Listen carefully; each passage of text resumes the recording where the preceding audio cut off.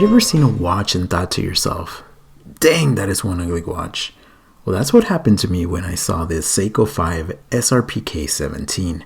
I mean, the case looks ugly and the bracelet, well, it looks very flat and boring. So why exactly did I agree to review this piece? Well, before I let you know, shout out to my friend Brian from GQ Jewelers for lending this one into the channel. Link to their shop in the description.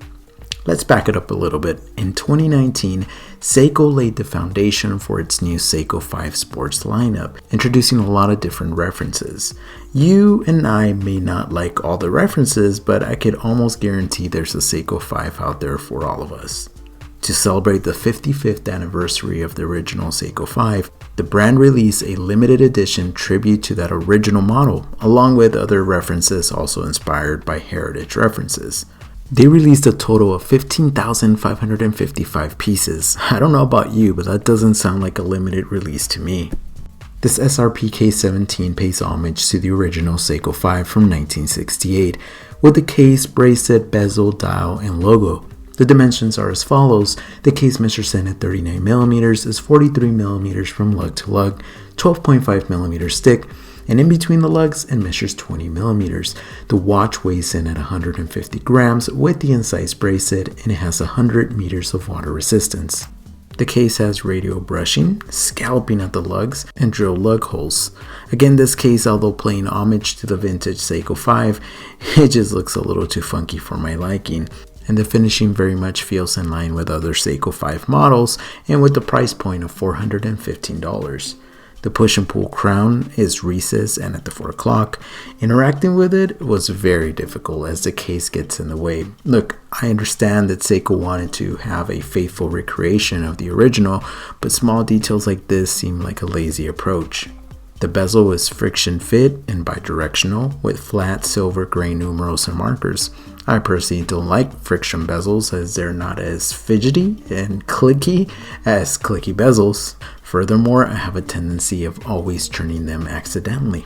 Protecting the dial is a curved Harlex crystal because sapphire would be a stretch for Seiko at this price point.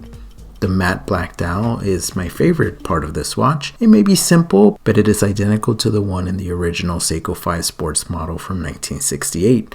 The hour indices are applied and given a LumiBright coating and are integrated with the silver minute track on the outer edge of the dial. You get faceted hour and minute hands, a red lollipop central seconds hand, a faceted frame around the date window that somewhat resembles a shield, and that vintage Seiko 5 logo at the 12 o'clock. The only change to the dial is the printing in the lower section, which now reads Sports in blue with automatic 24 jewels tin bar in silver. In true Seiko fashion, the lume on this guy is good. The LumiBright lume has been applied on the hands and indices, and although this is not a dive watch, Seiko always delivers when it comes to lume. Unlike most of the Seiko 5 watches, we do not find a display case back. Instead, Seiko opted for a solid one that features the Seiko logo and information about the watch. Powering this piece is the all too familiar Seiko Caliber 4R36 automatic movement. Produced entirely in-house, this workhorse beats at a frequency of 21,600 beats per hour.